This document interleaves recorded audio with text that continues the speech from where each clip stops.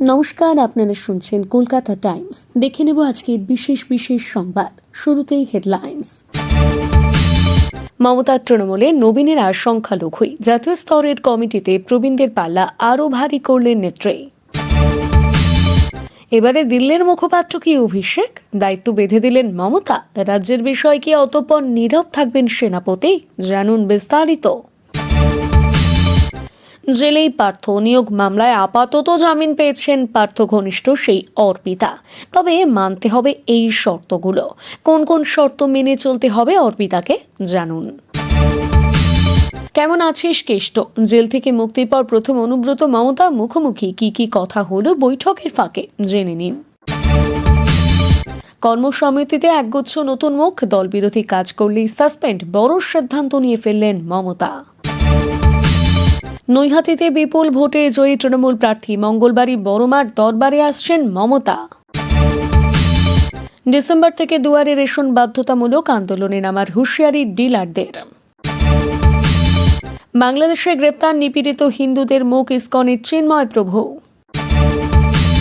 বাবা ক্রিকেটের কিংবদন্তি নিলামে দলই পেলেন না সচিন পুত্র অর্জুন।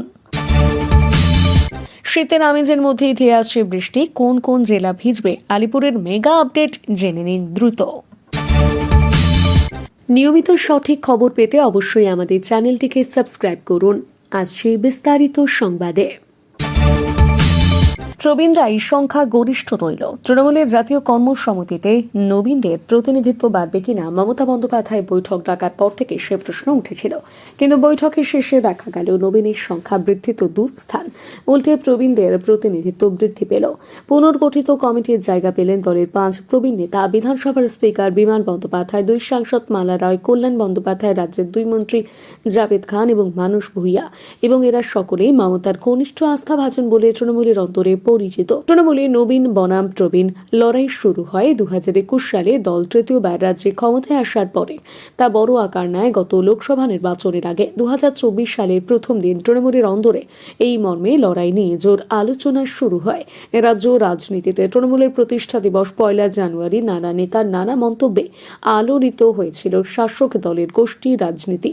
রাজ্য সভাপতি সুব্রত বক্সিকে দিয়ে দিনের শুরু, পরে প্রকাশ্যে প্রতিবাদ করেন কুণাল ঘোষ। সেদিন নবীন প্রবীণ বিতর্কে উস্কে দেন লোকসভার দলনেতা সুদীপ বন্দ্যোপাধ্যায়। শেষ পর্যন্ত বিতর্ক থামাতে সন্ধ্যায় মমতা বৈঠক ডাকেন নবীন অভিষেকের সঙ্গে প্রবীণ ফিরহাদ হাকিমকে। তিনি তৃণমূলের সর্বভারতীয় সাধারণ সম্পাদক। তিনি দায়িত্ব পেলেন দিল্লির মুখপাত্র হিসেবে, অর্থাৎ নয়া দিল্লিতে যা যা ঘটবে তার প্রেক্ষিতে দলের অবস্থান বা প্রতিক্রিয়া জানাবেন তিনি। অভিষেক বন্দ্যোপাধ্যায় তৃণমূলের অঘোষিত 2 নম্বর তথা সেনাপতি। সোমবার তৃণমূলের জাতীয় কর্মসমিতির বৈঠকের পর চন্দ্রিমা ভট্টাচার্য জানিয়েছেন, দলের চেয়ারপারসন মমতা বন্দ্যোপাধ্যায় ওই সিদ্ধান্ত নিয়েছেন। সভাপতির প্রশ্ন ওঠে, তবে কি অভিষেকের সীমা বেঁধে দেওয়া হলো? তিনি কি দিল্লি ছাড়া কোনো বিষয়ে কথা বলতে পারবেন না? রাজ্যের কোনো বিষয় তার মত প্রকাশে কি দাড়ি টানা হলো? চন্ডিমার দাবি, বিষয়টি তেমন নয় তার কথায়। উনি অর্থাৎ অভিষেক বন্দ্যোপাধ্যায় দলের সর্বভারতীয় সাধারণ সম্পাদক, তিনি অন্য কোনো বিষয়ে কথা বলতে পারবেন না, বিষয়টা তেমন নয়। চন্ডিমা জানিয়েছেন, দলের সর্বভারতীয় সাধারণ সম্পাদক হিসেবে কোনো বিষয়ে যুক্তিযুক্ত মনে হলে তা বলার অধিকার আছে অভিষেকের। তবে অভিষেকের ঘনিষ্ঠদের বক্তব্য, তাকে কখনোই মুখপাত্রের দায়িত্ব দেওয়া হয়নি, বরং বলা হয়েছে সংসদ এবং জাতীয় রাজনীতির বিষয়ে কিভাবে দল পরিচালিত হবে সেই বিষয়গুলো তিনি যাতে দেখেন এবং সাংসদের সঙ্গে সমন্বয় করেন। অভিষেক ঘনিষ্ঠদের এও বক্তব্য যে চন্দ্রিমা যেভাবে সাংবাদিক বৈঠক করে ঘোষণাটি করলেন, তার থেকে অভিষেকের দায়িত্ব এবং এখতিয়ার সম্পর্কে ভুল বোঝাবুঝি তৈরি হয়েছে। এমনকি চন্দ্রিমার বলার ধরনে তার অবকাশ রয়েছে বলেও জানানো হয়। আপনি কোন জেলা থেকে আমাদের ভিডিওটি দেখছেন অবশ্যই কমেন্টের মাধ্যমে জানাবেন। ফিরে আসছি পরবর্তী খবরে। এখনো জেলেই রয়েছেন পার্থ চট্টোপাধ্যায়, কিন্তু শিক্ষা নিয়োগ দুর্নীতিতে ইডির মামলায় জামিন পেলেন অর্পিতা মুখোপাধ্যায়। 5 লক্ষ টাকার বন্ডে তাকে জামিন দিল ইডির বিশেষ আদালত। তবে মানতে হবে বেশ কিছু শর্ত। জমা রাখতে হবে পাসপোর্ট, যেতে পারবেন না কলকাতা পুলিশের আওতার বাইরে।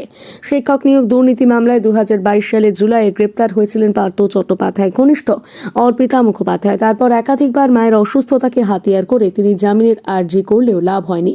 পরবর্তীতে গত বৃহস্পতিবার মায়ের মৃত্যু পুজোতে প্যারোলে ছাড়া পান অর্পিতা। বর্তমানে বেলঘরিয়ার বাড়িতে রয়েছেন তিনি। এই পরিস্থিতিতে সোমবার সুপ্রিম কোর্টের একটি নির্দেশকে হাতিয়ার করে এদিন ফের ইডির বিশেষ আদালতে জামিনের আর্জি জানান অর্পিতার আইনজীবী। বিরোধিতা করে ইডি, কিন্তু অবশেষে শর্ত সাপেক্ষে জামিন মঞ্জুর করে আদালত। তবে কয়েকটি শর্ত পালন করতে হবে অর্পিতাকে। জমা রাখতে হবে পাসপোর্ট, যেতে পারবেন না কলকাতার বাইরে, তদন্তকারী অফিসারের সঙ্গে দেখা করতে হবে, তদন্তে সহযোগিতা করতে হবে। তবে এক্ষেত্রে একটা সমস্যা রয়েছে। অর্পিতা মুখোপাধ্যায়ের বাড়ি বেলঘরিয়ায়, তা কলকাতা পুলিশের আওতায় নয়। এদিকে আদালতের নির্দেশ, অর্পিতা যেতে পারবেন না কলকাতা পুলিশের আওতায় বাইরে। সেক্ষেত্রে তিনি কলকাতায় কোথায় থাকবেন তা নিয়ে একটা প্রশ্ন থাকছে। মনে করা হচ্ছে হরিদেবপুরের ফ্ল্যাটে থাকবেন তিনি।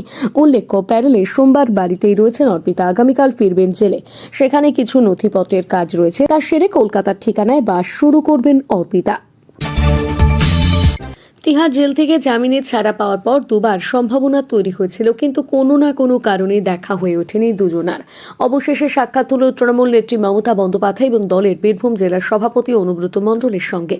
সোমবার তৃণমূলের জাতীয় কর্মসমিতির বৈঠক ছিল মমতার কালীঘাটের বাড়িতে। সেই বৈঠকে যোগ দিয়েছিলেন অনুব্রত।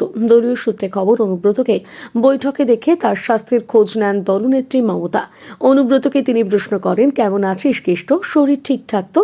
অনুব্রত উত্তর দিয়েছিলেন, হ্যাঁ দিদি। এরপরে মমতার পরামর্শ, শরীর ঠিক রাখিস। পরে বৈঠকে আলোচনা চলাকালীন অনুব্রতর কাছে মমতা জানতে চেয়েছিলেন, তোর কিছু বলার আছে? জবাবে অনুব্রত বলেছেন, আমার কিছু বলার নেই। গত সেপ্টেম্বরের শেষের দিকে গরু পাচার মামলায় সুপ্রিম কোর্ট থেকে জামিন পেয়েছিলেন অনুব্রত। জামিন পাওয়ার পর যখন কেষ্টর বীরভূমে ফেরার তোড়জোড় শুরু হয়েছিল, সেই সময় ওই জেলায় প্রশাসনিক সফরে গিয়েছিলেন মমতা। জল্পনা তৈরি হয়েছিল 2 বছরের বন্দিদশা থেকে মুক্তির পর দলনেত্রীর সঙ্গে সাক্ষাৎ হতে পারে কেষ্টর, কিন্তু তার হয়ে ওঠেনি। মমতার প্রশাসনিক বৈঠকের সময়কালের মধ্যে বীরভূমে ফিরতে পারেননি কেষ্ট। আইনি কাগজপত্র জমা না পড়ায় তিনি মুক্তি পাননি। জেরায় এরপরে পুজোর সময় একবার কলকাতায় চিকিৎসার জন্য এসেছিলেন কেষ্ট। তখনও মমতার সঙ্গে মুখোমুখি হওয়ার সাক্ষাতের সম্ভাবনা তৈরি হয়েছিল, কিন্তু সেই জল্পনায় কেষ্ট নিজেই জল ঢেলে জানিয়েছিলেন পুজোর পর দলনেত্রীর সঙ্গে সাক্ষাৎ হবে। শেষমেশ তাই হলো। অবশ্যই আমাদের এই ভিডিওটি শেষ পর্যন্ত দেখুন। আছে আরো বড় বড় গুরুত্বপূর্ণ সংবাদ। সোমবার তৃণমূলের জাতীয় কর্মসমিতির বৈঠক মিটল সফলভাবে। কলেবরে বাড়ল জাতীয় কর্মসমিতি। 22 থেকে সদস্য বেড়ে হল 27। উপনির্বাচনে রাজ্যে 6 আসনে ঝড় তুলে এবার রণকৌশল বাঁধলেন মমতা। সাংগঠনিক রদ বদল নিয়েও আলোচনা হলো। অনুব্রত মণ্ডলের কথায় অভ্যন্তরীণ ব্যাপার, বৈঠক ভালোই হয়েছে। সোমবার বিকেল 4টে থেকে বৈঠক ডেকেছিলেন মমতা বন্দ্যোপাধ্যায়। সেই বৈঠকে যোগ দিতে বীরভূম থেকে এসেছেন বীরভূমের জেলা তৃণমূল সভাপতি অনুব্রত। কালীঘাটে তৃণমূল কংগ্রেসের জাতীয় কর্মসমিতির বৈঠকের পর মমতা বললেন, এই জয় আমাদের দায়িত্ব আরো বাড়িয়ে দিয়েছে। আমাদের সকলকে একসাথে চলতে হবে, মানুষকে বোঝাতে হবে, পাশে আছি আমরাই। এদিনের বৈঠকে উপস্থিত ছিলেন মমতা বন্দ্যোপাধ্যায়, অভিষেক বন্দ্যোপাধ্যায়, রাজেশ ত্রিপাঠী, অসীমা পাত্র, কাকলি ঘোষ, দস্তিদার ফেরাদ হাকিম, চন্ডিমা ভট্টাচার্য, সুজিত বোস, সুব্রত বক্সী, মলয় ঘটক, অনুব্রত মণ্ডল, বীরবা হাঁসদা, বালুচিক বড়াইক, অরূপ বিশ্বাস, পার্থ ভৌমিক, সুস্মিতা দেব, শোভনদেব চট্টোপাধ্যায়, সুদীপ বন্দ্যোপাধ্যায়, ডেরেক ওব্রায়ন, গৌতম দেব। উপনির্বাচনে নৈহাটি থেকে রেকর্ড ব্যবধানে জিতেছেন তৃণমূল প্রার্থী সনদ দে। আর তারপরে নৈহাটির বড়মার দরবারে যাচ্ছেন মুখ্যমন্ত্রী মমতা বন্দ্যোপাধ্যায়। সূত্রের খবর, মঙ্গলবার তিনি বড়মান মন্দিরে পুজো দেবেন। দুপুর 3টে নাগাদ সেখানে যাওয়ার কথা তার। এই খবর জেলায় পৌঁছতেই ব্যারাকপুর পুলিশ কমিশনারেটের কর্তারা জেলা প্রশাসনের সঙ্গে বৈঠকে বসেছেন। মন্দির ও আশেপাশে নিরাপত্তা খতিয়ে দেখছেন তারা। এরপর মন্দির কর্তৃপক্ষ বৈঠক করবে বলে খবর। এবারের উপনির্বাচনে নৈহাটি থেকে প্রায় 50,000 ভোটে জিতেছেন তৃণমূলের সনদ দে। এই ব্যবধানে আগের বিধায়ক পার্থ ভৌমিকের ব্যবধানেও পেরিয়ে গিয়েছে। তবে এই জয় আরও একদিক থেকে ব্যতিক্রমী, কারণ এবার সনদের সমর্থনে নেমেছিলেন ময়দানে 3 প্রধান। তা নিয়ে বিতর্ক তৈরি হয়েছিল। তবে সমস্ত সমালোচনা বিতর্ক উড়িয়ে জনসমর্থন আদায় করেছেন দক্ষ ক্রীড়া সংগঠক সনদ দে। মাস 6 আগে লোকসভা ভোটেও ব্যারাকপুর আসনটি বিজেপির অর্জুন সিং এর কাছ থেকে ছিনিয়ে নিয়েছেন তৃণমূলের পার্থ ভৌমিক। ফলে জোড়া জয়ের আনন্দে ভাসছে স্থানীয় তৃণমূল নেতৃত্ব। আর এই আবহে মঙ্গলবার নৈহাটি যাচ্ছেন মুখ্যমন্ত্রী। ভোট সাফল্যের পর সেখানকার শতাব্দী প্রাচীন বড়মার মন্দিরে মঙ্গলবার বিকেলে মমতা বন্দ্যোপাধ্যায় পুজো দেবেন বলে সূত্রের খবর।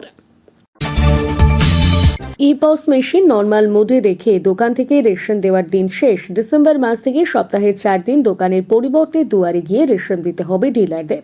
2021 সালের নভেম্বরে দুয়ারে রেশন প্রকল্প চালু করে রাজ্য। অভিযোগ, শুরুর দিকে কিছু ডিলার দুয়ারে রেশন দিলেও পরে তা বন্ধ করে দেন। এমনকি দুয়ারে রেশনের জন্য সরকারের দেওয়া ই-পস মেশিন নর্মাল মোডে রেখে দোকান থেকেই রেশন দেওয়ার অভিযোগ উঠেছিল। এ ব্যাপারে খাদ্য দপ্তরের জারি করা বিজ্ঞপ্তিতে পরিষ্কারভাবে ডিলারদেরকে উদ্দেশ্য করে বলা হয়েছে, মঙ্গল থেকে শুক্রবার দোকানের বাইরে গিয়ে গ্রাহকদের রেশন দিতে হবে। শনি ও রবিবার অবশ্য দোকানে বসে রেশন দিতে পারবেন। জানিয়ে তীব্র অসন্তোষ তৈরি হয়েছে রেশন ডিলারদের মধ্যে।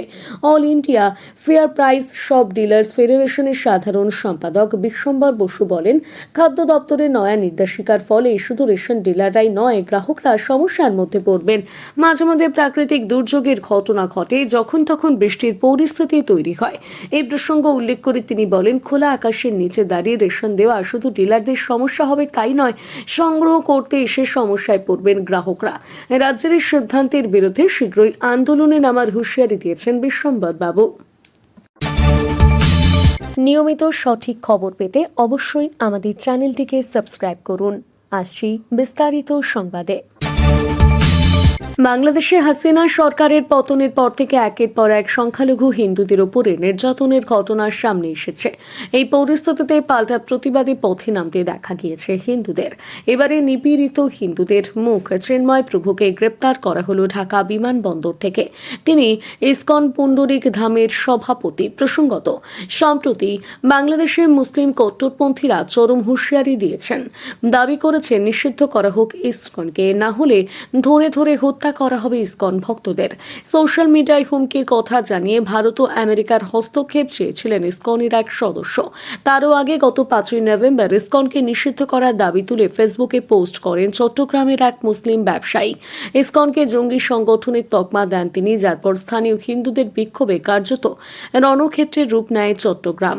বাড়িতে ঢুকে হিন্দুদের মারধর ও গ্রেপ্তারের অভিযোগ ওঠে বাংলাদেশ সেনা ও পুলিশের বিরুদ্ধে। এরপর ওঠে ইসকনকে নিষিদ্ধ করার দাবি। পাল্টা আন্দোলনে নেমেছে হিন্দুরাও। গত শুক্রবার রংপুরে বিশাল সমাবেশের আয়োজন করে তারা। সেখানেই বক্তব্য রাখতে দেখা গিয়েছিল চিন্ময় প্রভুকে। হিন্দুদের ঐক্যবদ্ধ হওয়ার ডাক দিয়েছিলেন তিনি, যদিও তিনি এও বলেছিলেন চট্টগ্রামে 3টি মন্দির ভাঙার চেষ্টা হয়েছে, সেগুলোকে রক্ষায় সাহায্য করেছিলেন মুসলিম সম্প্রদায়ের মানুষরা। 5 অগস্ট আওয়ামী লীগ সরকার ক্ষমতাচ্যুত হওয়ার পর থেকে হিন্দুরা নিপীড়নের শিকার। ঘরবাড়ি সহ বেশ কয়েকটি মন্দির ধ্বংস করে দেওয়া হয়। দুর্গাপুজোর সময়ও বেশ কিছু মন্দিরকে হুমকি দেওয়া হয়। এরপর গত 5 নভেম্বর চট্টগ্রামের ঘটনায় শতাধিক হিন্দুকে গ্রেপ্তারও করা হয়। মঞ্চে সবই সম্ভব। বাবা বিশ্ব ক্রিকেটের কিংবদন্তি সচিন তেন্ডুলকার, অথচ ছেলে অর্জুন তেন্ডুলকার দলই পেলেন না আইপিএলে মুম্বাই ইন্ডিয়ান্সে। অর্জুন খেলেছিলেন গত মরশুম পর্যন্ত। 2021 সালে নিলাম থেকে বেস্ট প্রাইজ 20 লক্ষ টাকায় অর্জুনকে দলে নিয়েছিল মুম্বাই, কিন্তু একেবারেই আইপিএল এর মঞ্চে নজর কাটতে পারেননি বাঁহাতি এই পেসার। এমনকি খুব একটা সুযোগও পাননি তিনি, যদিও প্রথম শ্রেণীর ক্রিকেটে ধারাবাহিকভাবে খেলেন। কিন্তু এবারে নিলামে ব্রাত্য থেকে গেলেন অর্জুন। বেশ প্রাইজ রেখেছিলেন 30 লক্ষ টাকা, কিন্তু কোনো দল তাকে নিতে আগ্রহ প্রকাশ করেনি। কলকাতা সহ দক্ষিণবঙ্গে জাঁকিয়ে বসেছে শীত। প্রতিদিনই তাপমাত্রার পারদ নিম্নমুখী। কলকাতার পারদ 17 ডিগ্রি সেলসিয়াসের নিচে। শুধু দক্ষিণবঙ্গে নয়, উত্তরবঙ্গেও শীতের অনুভূতি বেশি। পার্বত্য অঞ্চলের জেলাগুলোতে প্রতিদিনই কমছে তাপমাত্রা। উত্তরবঙ্গে পার্বত্য অঞ্চলের জেলা দার্জিলিং, কালিম্পং সহ বেশ কিছু জেলায় তাপমাত্রার পারদ স্বাভাবিকের থেকে অনেকটাই নিচে। রাজ্য জুড়ে শীতের মনোরম আবহাওয়ায় বিক্ষিপ্ত বৃষ্টির সম্ভাবনা। সোমবার ও মঙ্গলবার বিক্ষিপ্তভাবে পার্বত্য অঞ্চলের জেলাগুলোতে হালকা বৃষ্টির সম্ভাবনা রয়েছে। দক্ষিণবঙ্গের পশ্চিমের জেলাগুলোতে জাঁকিয়ে শীতের থাবা পড়ছে। পুরুলিয়া, বাঁকুড়া, বীরভূম, বর্ধমান, ঝাড়গ্রামের সহ সর্বত্র শীতের আমেজ। পুরুলিয়া জেলায় তাপমাত্রা সবথেকে কম, 12 ডিগ্রি সেলসিয়াসের নিচে পুরুলিয়া জেলার তাপমাত্রা। পশ্চিমের জেলাগুলোর পাশাপাশি উপকূলবর্তী জেলা ও কলকাতা সংলগ্ন উত্তর থেকে দক্ষিণবঙ্গে বিরাজ করছে শীত। প্রতিদিন নামছে তাপমাত্রার পারদ। শীত আমেজের মধ্যে আবার বৃষ্টির পূর্বাভাসও দিয়েছে হাওয়া অফিস। উপকূলবর্তী জেলাগুলোতে সপ্তাহান্তে বৃষ্টির সম্ভাবনা। পূর্ব মেদিনীপুর জেলা এবং দক্ষিণ 24 পরগনা জেলায় চলছে সপ্তাহের শেষ লগ্নে বৃষ্টির সম্ভাবনা। জেলাগুলোতে শীতের আমেজ বর্তমান। এই জেলাগুলোয় সর্বনিম্ন তাপমাত্রা স্বাভাবিকের নিচে। আপাতত আগামী 4-5 দিন তাপমাত্রার পারদ নিম্নমুখী হওয়ার সম্ভাবনা রয়েছে, হাওয়া অফিসের রিপোর্ট। আজকের মতো সংবাদ এই পর্যন্তই। ভালো থাকুন, সুস্থ থাকুন, ধন্যবাদ।